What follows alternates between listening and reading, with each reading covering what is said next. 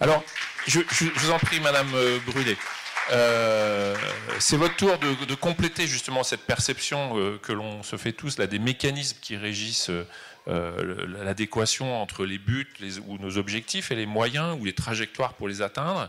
Vous êtes membre permanente de la formation d'autorité environnementale et inspectrice de l'IGEDD. Donc c'est pour ça que je te disais, Jean-François, qu'on parlera et que sans doute ta question pourra aussi lui être posée.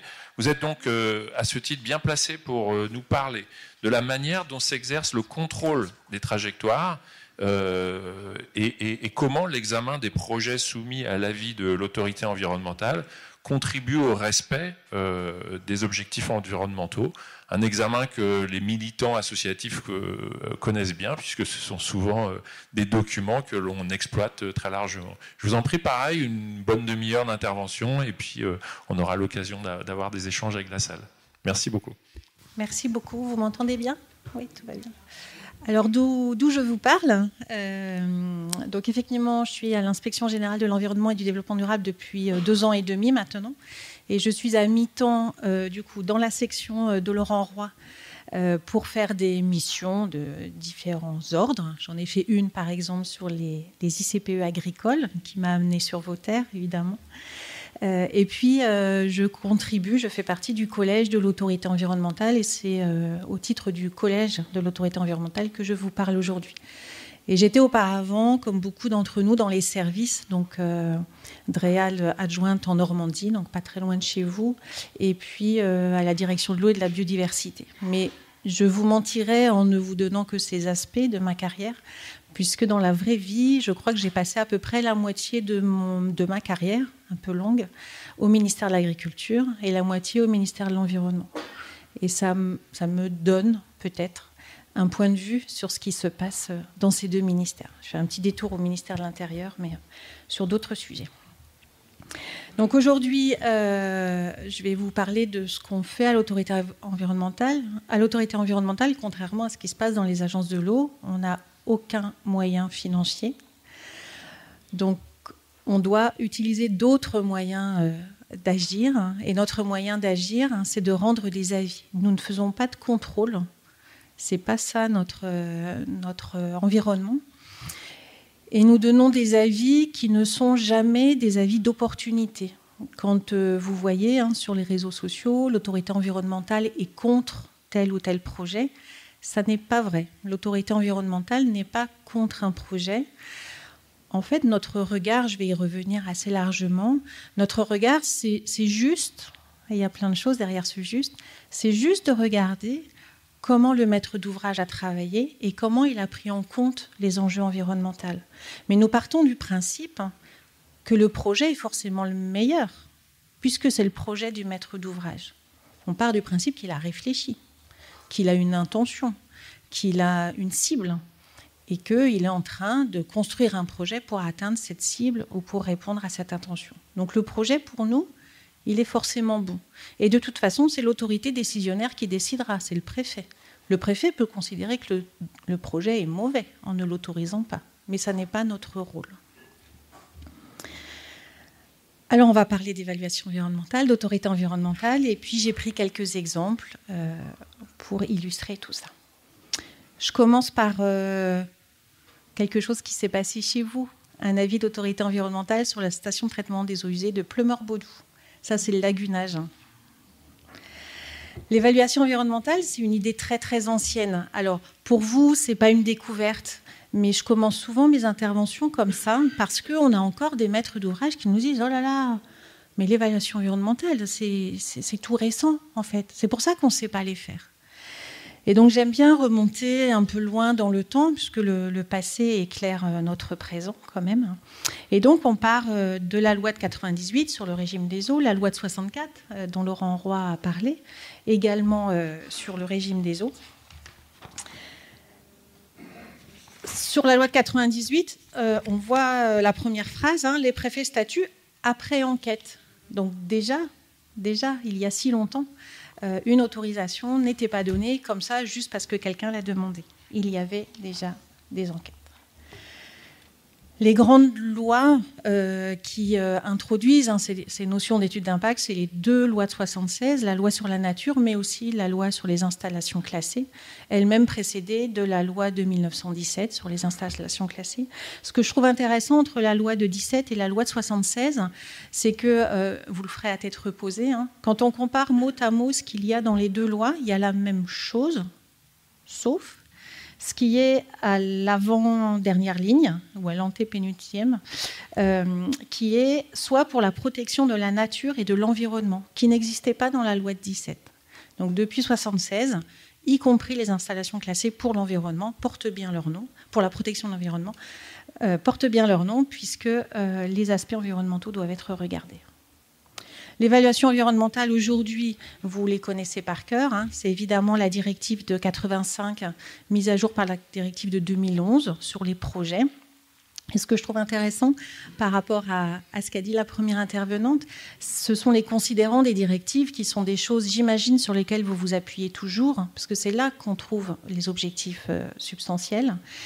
Et les considérants de la directive sur l'évaluation des plans et projets rappellent que l'objectif, c'est de contribuer par un meilleur environnement à la qualité de la vie et c'est de conserver la capacité des écosystèmes à se reproduire en tant que ressource fondamentale de la vie. Donc ce sont des choses quand même assez structurantes par rapport à tout ce qu'on a dit tout à l'heure.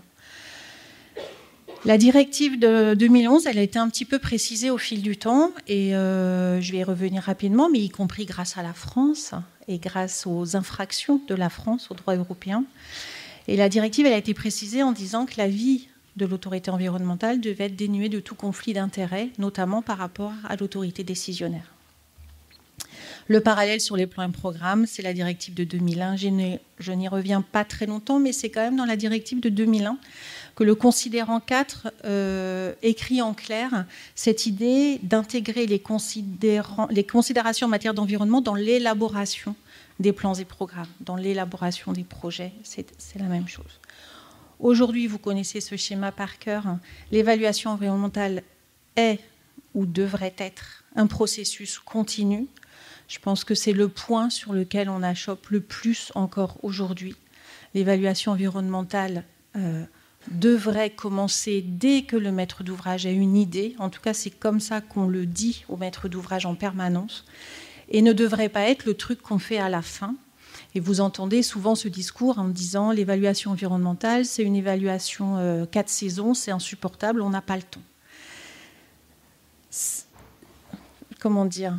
Je fais preuve d'énormément d'empathie vis-à-vis des maîtres d'ouvrage, mais j'ai toujours du mal à entendre un maître d'ouvrage qui réfléchit à son projet depuis 10 ans à peu près, qui n'a toujours pas bouclé son plan de financement et qui nous dit que quand même, ce qui empêche l'émergence de son projet, c'est l'étude 4 saisons. C'est perturbant en fait.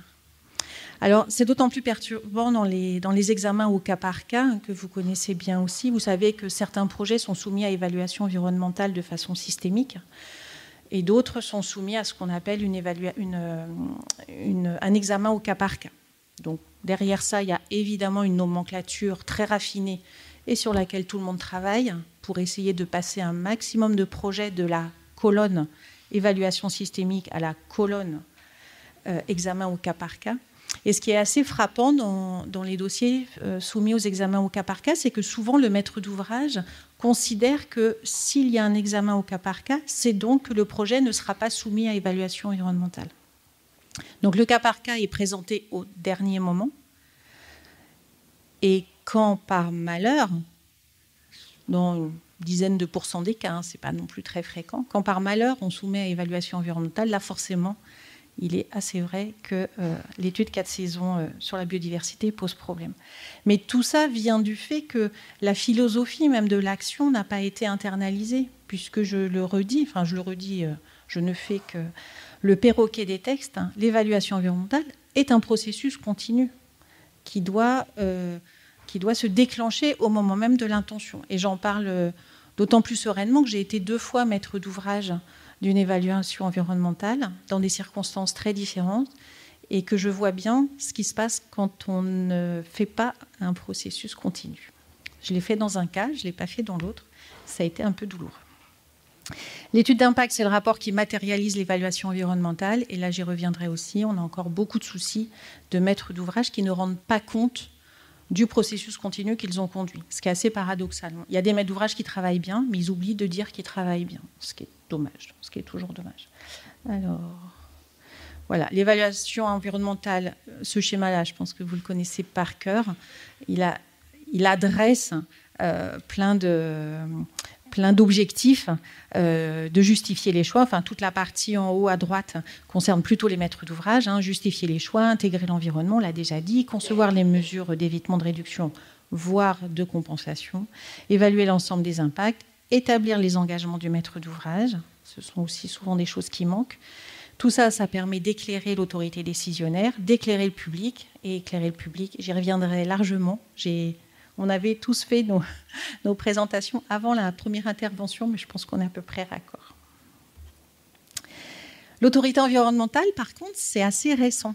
Je déconnecte vraiment les deux, entre l'évaluation environnementale, qui est un processus ancien, et l'autorité environnementale, qui est un processus récent, qui est un besoin récent. Et c'est un besoin récent surtout en France. En France, on a, je vais le dire comme ça, on a un peu tourné autour du pot. Qui sont ces gens? À quoi ça va servir? Et donc, la loi de 2005, qui transposait les textes européens, a introduit la notion d'autorité administrative de l'État compétente en matière d'environnement. Autant vous dire qu'on n'avait pas du tout envie d'écrire autorité environnementale. Et c'est normal, enfin c'est normal ou pas, j'en sais rien, mais il y a débat entre autorité décisionnaire, elle qui est bien installée, c'est le préfet, enfin il n'y a pas que le préfet, mais c'est essentiellement le préfet depuis presque la nuit des temps. Et puis, c'est quoi cette nouvelle autorité administrative? Dans le décret de 2009 qui suit, on a toujours cette notion d'autorité administrative de l'État compétente en matière d'environnement. Et puis, heureusement, dans l'ordonnance de 2016, apparaît cette notion d'autorité environnementale. On a eu du mal, mais on a fini par y arriver. Alors, pourquoi on a fini par y arriver? Parce que la France a été en infraction au droit communautaire, à toutes les directives dont on a parlé avant, à de multiples reprises. Alors, si on veut être très, très positif, on a moins d'infractions aux directives qui régissent les évaluations environnementales qu'on a d'infractions à la directive eaux résiduaires urbaines, par exemple. Mais il y en a eu quand même pas mal, et il y en a une qui est encore pendante, sur la directive projet, et notamment dans le communiqué de presse qu'a fait la Commission européenne sur cette infraction. Elle rappelle que le droit français ne prévoit pas non plus, parce qu'il y a d'autres choses avant, de garanties suffisantes pour garantir que les autorités exercent leur mission de manière objective. Ça vise directement l'organisation des autorités environnementales en France. Ça vise directement le fait que pendant longtemps, les préfets ont rendu des avis d'autorité environnementale. Ça vise encore un petit peu en sous-titre l'examen au cas par cas, qui dans certains cas est encore fait par les préfets. Donc ça veut dire par rapport au droit, on a tous dit qu'on était dans un état de droit, et c'est tout à fait vrai. Et moi, je crois en la démocratie. Mais le droit, il est évolutif, et c'est normal.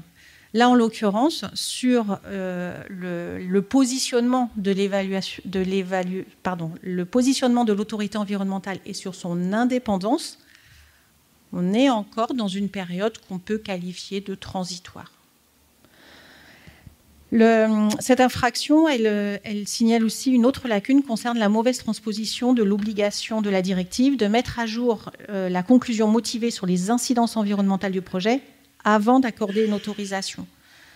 Là aussi, il y a ce petit sujet de dire, mais est-ce que les autorisations sont bien délivrées en connaissance de cause et dans une connaissance intégrale des incidences sur l'environnement? Donc ça va évoluer. Quand un État membre est positionné dans une infraction, normalement, il bouge. C'est aussi comme ça que les choses se régulent. Donc les autorités environnementales, elles sont multiplement impliquées. Vous en avez une en Bretagne. Il y en a une par région. Il y a une autorité environnementale nationale. Il n'y a pas de relation hiérarchique entre les deux. On fait des choses, on a les mêmes principes d'action, mais on regarde des dossiers un peu différents. Côté côté autorité environnementale nationale, on regarde notamment les études d'impact des grands établissements de l'État, tout ce qui est route nationale, infrastructure ferroviaire, tout ce qui se passe dans les opérations d'intérêt national, à Nice ou à Mayotte par exemple. On regarde aussi, et de temps en temps on a des projets très très similaires aux collègues des missions régionales, on regarde aussi des projets qui sont à cheval sur 2 régions. Ceux-là, ils nous remontent. Et puis de temps en temps, on regarde les projets extrêmement complexes qui pourraient être traités par une mission régionale, mais sur lesquels on n'a pas beaucoup de recul. Et donc c'est nous qui les regardons. On regarde aussi tout ce qui se passe dans les grands ports maritimes qui sont sous la tutelle de l'État. Alors, des sources d'inspiration. Là, on est toujours à Plumeur-Boudou. J'ai adoré cette visite. C'est pour ça que c'est pas que parce qu'on est en Bretagne. Et un maître d'ouvrage très intéressant.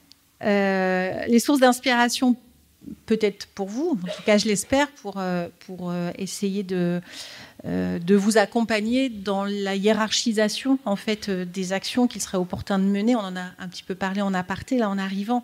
Il y a tellement de choses à faire, c'est pas toujours facile de choisir ses combats. Je fais une petite précision ici. J'ai fait des diapos qui sont peut-être un peu trop riches, et même trop riches par rapport à ce que je fais aujourd'hui, mais comme je pensais qu'elles allaient distribuer après, je m'en suis à la fois servie comme support de présentation et comme papier écrit, on va dire ça comme ça, parce que je n'ai pas l'intention de faire un papier à côté. Alors, sur le rapport annuel de 2019, celui-là, il me plaît bien parce qu'il montre aussi que l'autorité environnementale réussit à être positive parfois. Ça peut surprendre. En général, on ne nous aime pas à l'autorité environnementale parce qu'on est considéré comme des empêcheurs de tourner en rond ou de construire en rond. Mais il nous arrive de remarquer que les choses évoluent. Et notamment dans le rapport annuel de 2019, donc sur les projets qui nous avaient été soumis, on a constaté l'amélioration des volets environnementaux des documents stratégiques de façade. On a constaté qu'il y avait plus en plus de données qui étaient disponibles. Et là aussi, je vous invite à l'avant-avant-dernière ligne, où on précise que les DSF peinent cependant à exploiter cette richesse. C'est un point qui revient presque systématiquement dans nos avis. Il y a un certain nombre de maîtres d'ouvrage qui travaillent bien, et je vais reprendre un exemple tout à l'heure qui est assez fascinant. Il y a des maîtres d'ouvrage qui travaillent bien, c'est-à-dire que leur bureau d'études travaille bien en général, c'est rarement fait en régie. Donc il y a des états initiaux qui sont bien faits, on a des cartes de toutes sortes, on a des listes et des listes d'organismes vivants, des oiseaux, des insectes, enfin, on a tout. Et le maître d'ouvrage n'en fait rien. Enfin, ou j'allais dire peut-être, l'autre bureau d'études n'en fait rien. Souvent, on a des études d'impact qui sont faites. Il y a un bureau d'études dans un coin qui est le bureau d'études qui s'occupe de la biodiversité. Déjà, souvent, il ne s'occupe pas de l'eau, il s'occupe de la biodive. Et puis, il y a le bureau d'études ensemblier qui, lui, s'occupe un peu du reste, avec un autre bureau d'études qui s'occupe des émissions polluantes, un autre qui s'occupe du bruit. Et le bureau ensemblier, il n'en fait rien. Mais ça traduit aussi que le maître d'ouvrage n'en a pas fait grand-chose dans son processus itératif, de choix de son projet, de où est-ce que je m'installe. Parce qu'en théorie, en tout cas c'est écrit comme ça dans les livres et dans les textes, en théorie, toute cette masse d'informations en termes d'état initial aurait dû conduire le projet à évoluer, ne serait-ce que pour conduire la séquence éviter-réduire. Je ne peux pas éviter si je ne sais pas ce que je dois éviter. Je ne peux pas réduire si je ne sais pas ce que je peux réduire. Et on a parfois l'impression qu'il y a 2 processus qui se mènent en parallèle. Un processus évaluatif sur les ressources naturelles et puis le processus du projet. Et ces 2 trucs-là vivent leur vie chacun de leur côté. Et donc, du coup, nous, on passe beaucoup de temps à dire mais juste lisez l'annexe 12 de votre étude d'impact. Ça serait bien. En 2021, on revient sur les SDAGE que Laurent Roy a parlé. L'autorité environnementale a été un petit peu triste. ou un petit peu déçus des stages qui sont élaborés, hein, Laurent Roy l'a évidemment très bien expliqué tout à l'heure, qui sont élaborés dans un cadre partenarial. Donc, dans un cadre partenarial, on n'atteint jamais la perfection de chacun des partenaires. On atteint quelque chose qui permet à chaque partenaire de s'y retrouver. Ce n'est pas tout à fait la même chose. Néanmoins, ce que l'autorité environnementale a pointé à l'occasion des stages, c'est qu'en fait, on a quand même un problème de faire converger l'ensemble de nos plans et programmes. On a en France une richesse administrative. Alors, je ne connais pas bien les autres États, peut-être que d'autres nous envient.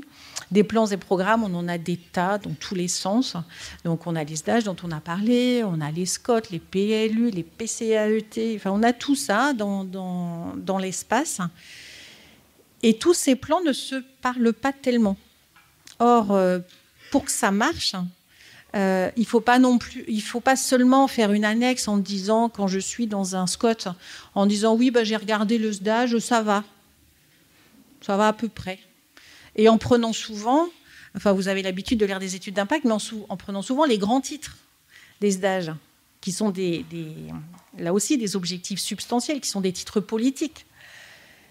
Et quand on regarde l'étude d'impact, on a une comparaison entre ce que fait le plan-programme et ce qui est écrit dans le grand titre. Donc oui, en général, c'est assez compatible, il n'y a pas trop de soucis.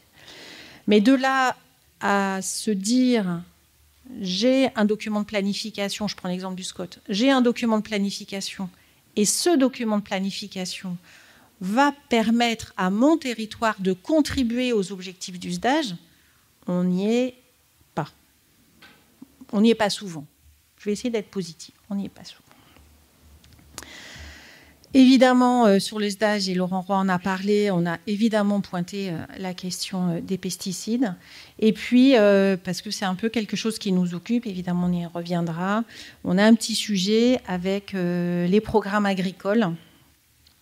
Parce qu'on l'a vu, hein, ça reste un facteur de déclassement des masses d'eau.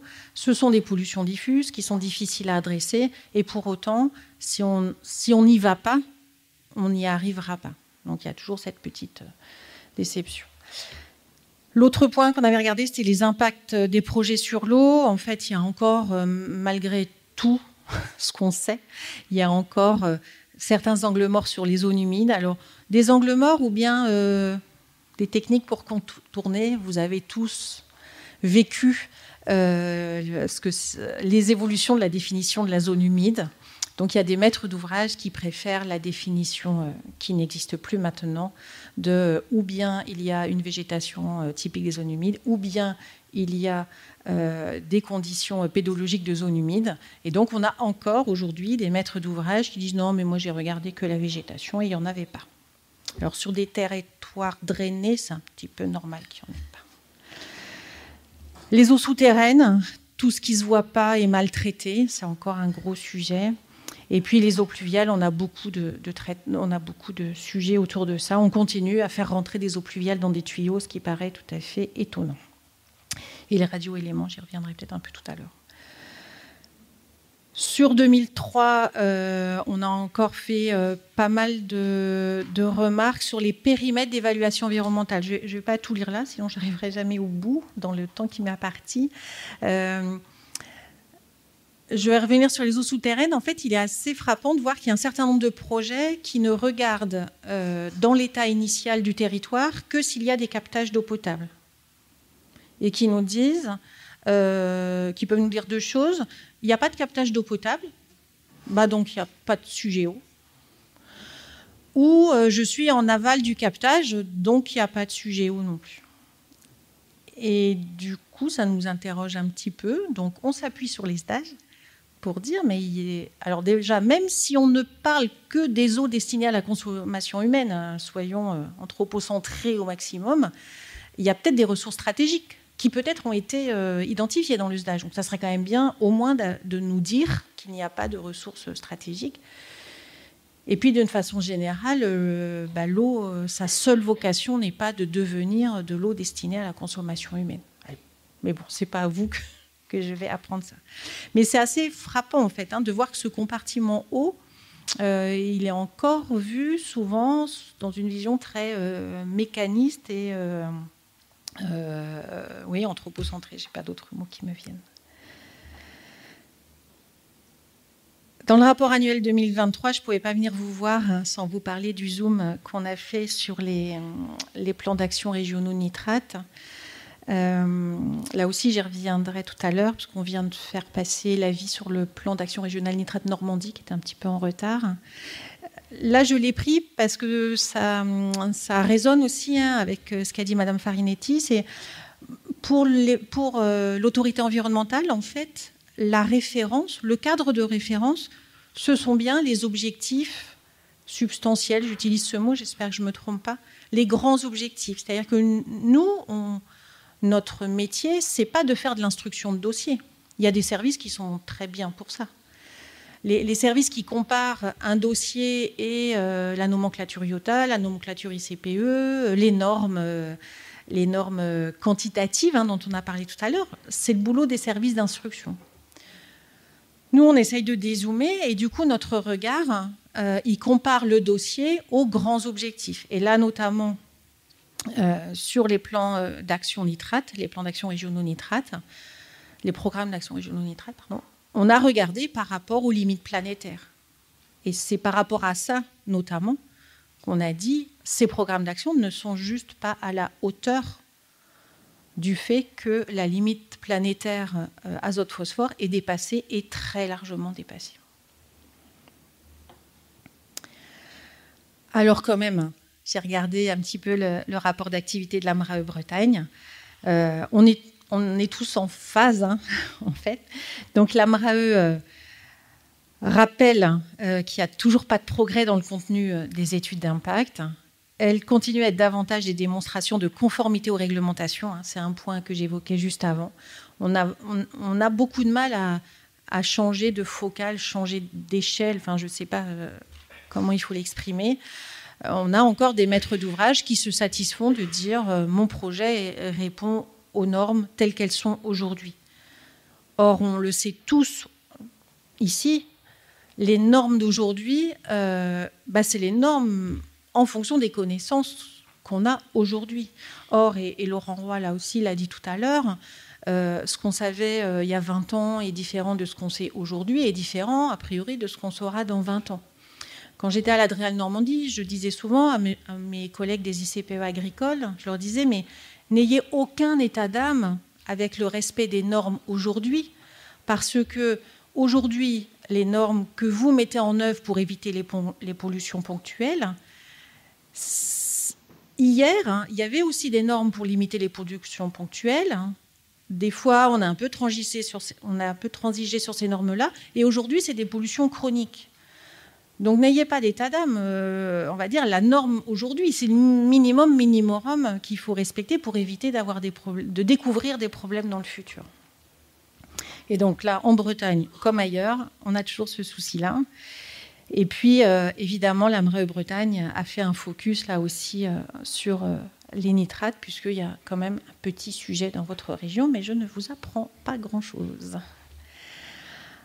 En Normandie, le rapport d'activité, je suis allée voir ce qu'avaient fait mes collègues, le rapport d'activité, lui, a pas mal ciblé ses propos sur la prise en compte du futur. Je vais y revenir.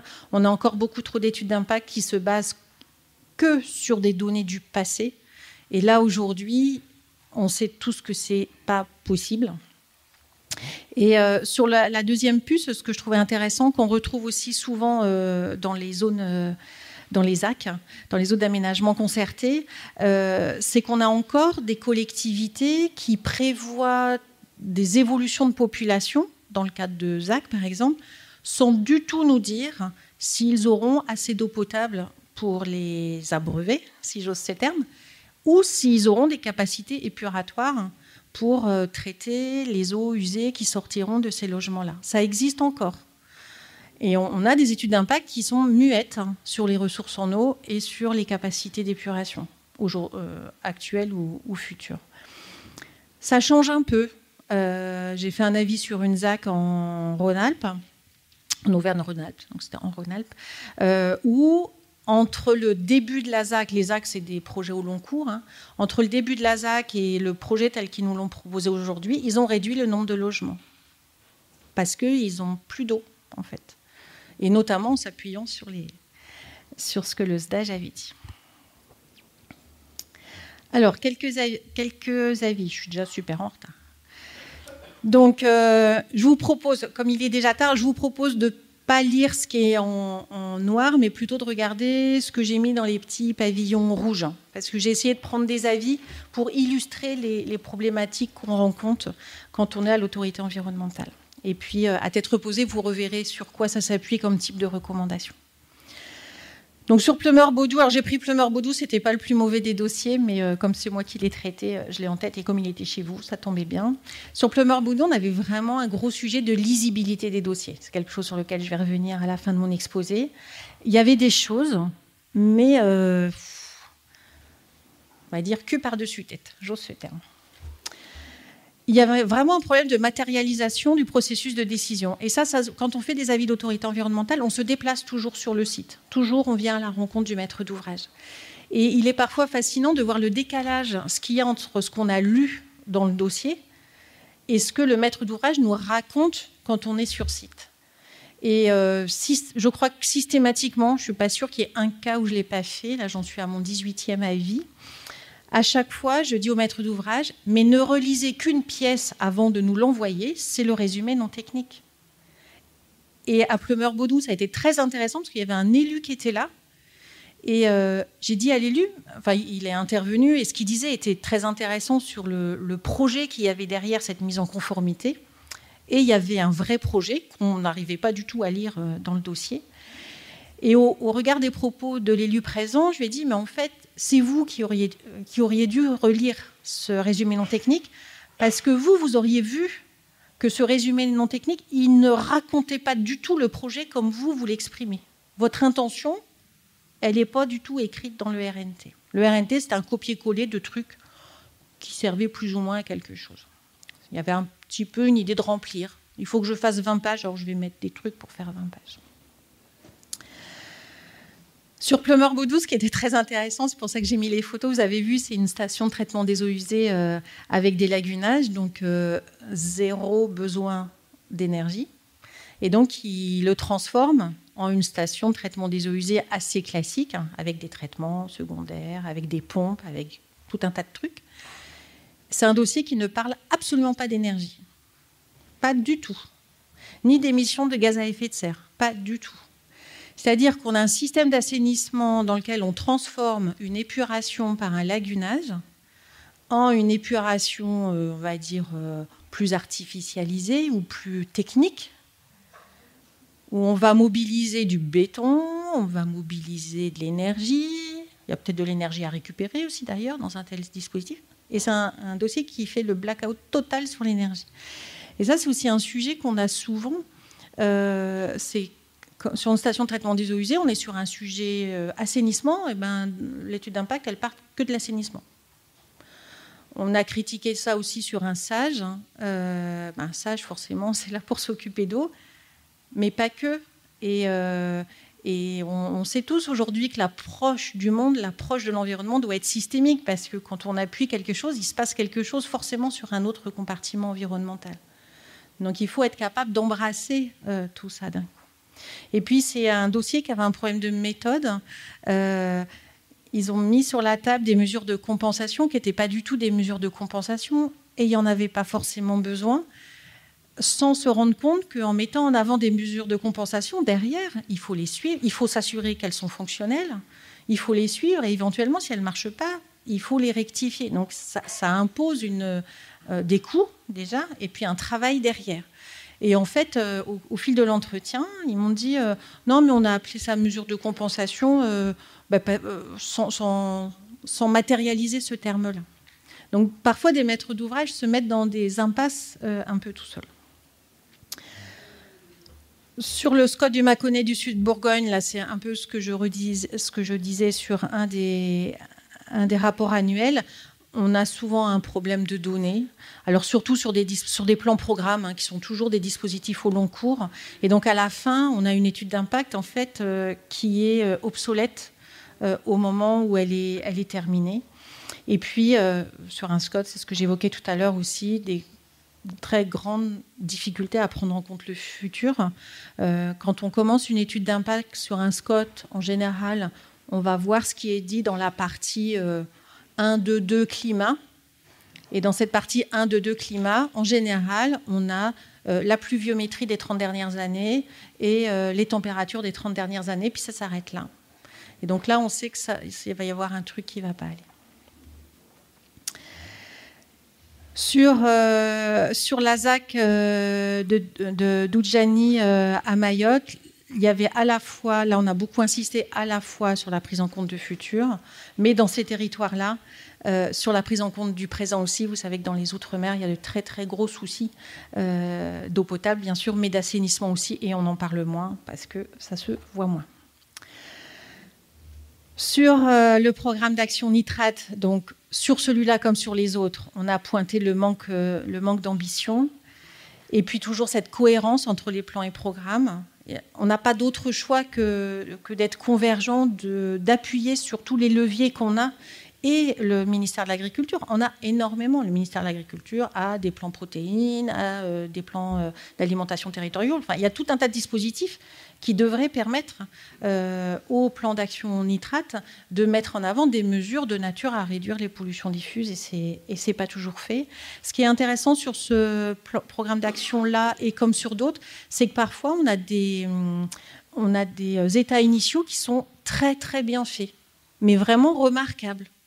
Où ils disent la situation se dégrade, les 6 plans d'action, on est à la 7e génération, les 6 plans d'action précédents n'ont pas réussi à réduire la surface des zones vulnérables. Enfin, vraiment des diagnostics de haut niveau. Et après, des mesures que vous connaissez. Sur une centrale hydroélectrique, là, c'est un autre point. Alors, ça a été précisé en 2016, mais c'est vraiment ce sujet de l'examen de l'ensemble des composantes d'un projet. Typiquement, là, sur la centrale hydroélectrique, le dossier faisait l'impasse totalement sur les dragages nécessaires. Or, quand on met en place une centrale hydroélectrique et quand on veut qu'elle fonctionne, forcément, on va draguer le fond des cours d'eau. Et du coup, ces dragages-là, va falloir en faire quelque chose, en fait, des sédiments dragués. Et le projet, en fait, se réduisait vraiment à je pose une centrale là. Et autour, il ne se passe rien. Donc ça a été bien amélioré par le décret de 2016. On a encore pas mal de soucis. Et du coup, le sous-jacent derrière, c'est que les incidences ce qu'on appelle le projet d'ensemble ne sont pas évaluées. Ce qu'on demande vraiment beaucoup, c'est au maître d'ouvrage de délimiter le périmètre de son projet, un peu comme dans une analyse de cycle de vie ou dans les calculs d'émissions de gaz à effet de serre. C'est vraiment de bien délimiter pour être sûr qu'il n'y a pas des morceaux qui échappent à l'évaluation d'incidence. En théorie, un projet, il devrait aller jusqu'aux limites du projet d'à côté. Parce que même, je ne sais pas, s'il y a une liaison électrique, entre mon intention et un autre projet, faut bien qu'il y ait quelqu'un qui évalue les incidences de cette liaison électrique. Alors, soit elle est évaluée en tant que telle, dans certains cas, soit elle fait bien partie de mon projet parce qu'elle est indispensable à mon projet. Donc, on est très vigilant à ça. Si je peux me permettre de vous demander d'aller à votre conclusion. Ouais. J'ai presque fini. Sur Cap Décarbonation, donc projet de capture et stockage de carbone, là, on a des débats entre les meilleures techniques disponibles de la directive émission, la directive UED, et les meilleurs standards de l'article L110.1. Donc il y a débat entre les deux. Nous, bien sûr, toujours pareil, on se référence aux meilleurs standards, qu'ils soient concrétisés dans une norme qui sont les meilleures techniques disponibles ou pas. Le même débat se fait avec les installations nucléaires, puisque les installations nucléaires se basent sur un dispositif qui s'appelle ALARA. Les émissions sont aussi faibles que raisonnablement possible. Et côté évaluation environnementale, côté autorité environnementale, on les challenge un peu en disant « mais nous, notre référentiel, c'est les mesures éviter, réduire, compenser ». Donc c'est là-dessus qu'il faut nous répondre. Et la réponse, ça ne peut pas être de dire « on a mis en place le principe ALARA, donc circuler, il n'y a rien à voir ». Je passe vite là-dessus. C'est rare, mais il arrive que l'autorité environnementale s'adresse aussi à l'autorité décisionnaire. C'est très rare. En général, on s'adresse au maître d'ouvrage dans nos recommandations.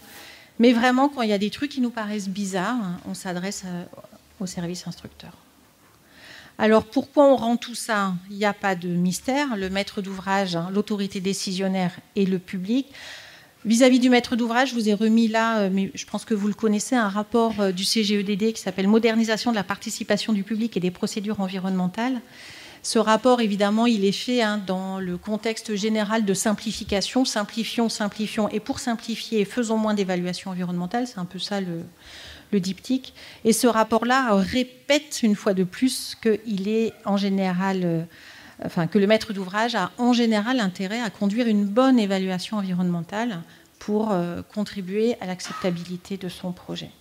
Et je finis là-dessus sur pourquoi on fait finalement tout ça. C'est évidemment pour que le public, dans toutes ses composantes, puisse contribuer au processus décisionnel. Mais comme les deux intervenants d'avant moi ont déjà dit ça, évidemment, notre référence, c'est la Convention d'Aarhus. On ne peut rien faire si le public, encore une fois au sens large, associatif ou particulier, n'a pas les moyens de contribuer à la décision. Et pour qu'il puisse participer, il faut que le dossier soit complet, transparent et, j'utilise moi ce terme et je le fais qu'à l'oral, sincère. Je ne mets pas en cause la sincérité des maîtres d'ouvrage, mais parfois, on se dit qu'ils sont passés à côté de trucs. Volontairement, pas volontairement, j'en ferai pas le procès ici.